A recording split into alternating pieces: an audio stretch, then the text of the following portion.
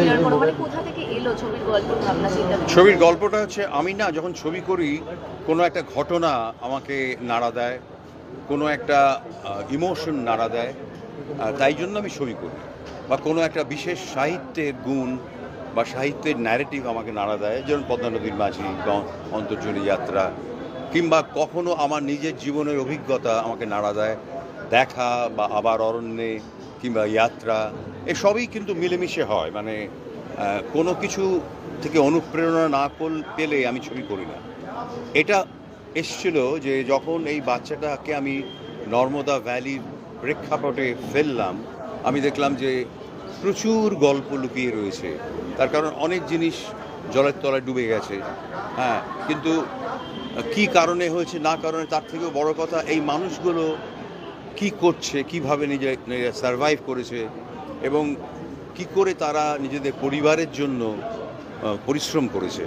এবং আমার সব থেকে ভাল লাগে, আমি যত বাচ্চাদের মিট করেছি রাস্তায় ঘুরতে ঘুরতে, এদের দারুণ সেন্স অফ হিউমার, অসম্ভব। এরা কিন্তু কখনো স্যাড নয়, দে আর ভেরি হ্যাপিলি তারা কাজ করে, স্ট্রাগল করে হ্যাপিলি, এবং সাংঘাতিক সেন্স অফ হিউমার। মানে এমন ধরনের মজার কথা বলে কিন্তু তার মধ্যে কোনো ভালগারিটি নেই। এত ইন্টেলিজেন্ট সেন্স অফ হিউমার আমার মনে হয় এইগুলো আসে নেটিভ উইজডম থেকে। এই নেটিভ উইজডম থেকে এগুলো তৈরি হয়।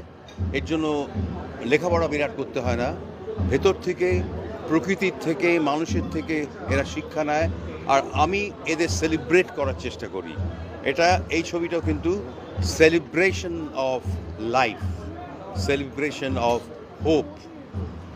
প্রাচ্যের সাথে পাশ্চাত্য, এই যে দুটোর কম্বিনেশন, এই আইডিয়াটা কোথা থেকে এলো? প্রাচ্য পাশ্চাত্যের মধ্যে দিয়ে আমি আমার সারা পুরো ক্যারিয়ার কাটিয়েছি। আমি যখন ছবি করতে শুরু করেছি সেখান থেকে আমি বহু পাশ্চাত্য দেশে আমার ছবি দেখানো হয়েছে।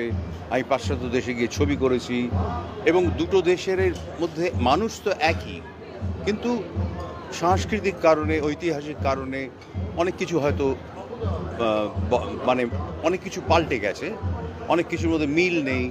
একভাবে এক একটা জায়গার লোক, এমনকি ইউরোপের মধ্যেও বিভিন্ন দেশে মানুষ অন্যরকমভাবে দেখে। প্রাচ্য পাশ্চাত্যের কোনো দ্বন্দ্ব নেই, একে অপরকে জানাটাই হচ্ছে সব থেকে ইম্পর্টেন্ট। মানে আন্তর্জাতিকতা মানে হচ্ছে পরস্পরকে জানা এবং নিজেকে সমৃদ্ধ করা, তাহলেই সব থেকে ভালো। কারণ অনেক জিনিস পাশ্চাত্যের লোকেরা আমাদের দেশে শেখে, আমাদের দেশের ফিলোসফি, আমাদের দেশের যে পরম্পরা, আমাদের যে সংস্কৃতি, আমাদের যে শিল্প, এখান থেকে শেখে। আমরাও পাশ্চাত্য দেশের শিল্প ছোটোবেলা থেকে দেখেছি, মানে অনুপ্রাণিত হয়েছি। আর সিনেমা তো তৈরি করেছে পাশ্চাত্য দেশ, ভারতবর্ষ একটাও টেকনিক্যাল কিছু আজ পর্যন্ত আবিষ্কার করতে পারেনি। তোমরা যে কটা মেশিন নিয়ে ঘুরে বেড়াচ্ছ সব কিন্তু পাশ্চাত্যের আবিষ্কার।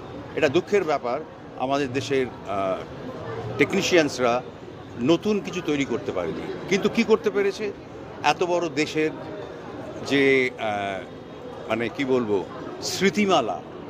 মানে আমার কাছে সিনেমা হচ্ছে সময়ের স্মৃতিমালা। একটা সিনেমা সারা পৃথিবী জুড়ে যত ফিল্ম মেকাররা ছবি করছেন, কাহিনী চিত্র, সবাই মিলে কিন্তু আমরা বিরাট একটা স্মৃতিমালা গাঁথছি, যাকে বলা হয় গার্ল্যান্ড অফ মেমোরিজ। এটাই কিন্তু আমার কাজ, এবং আমি চেষ্টা করেছি, আপনারা দেখবেন। Thank you.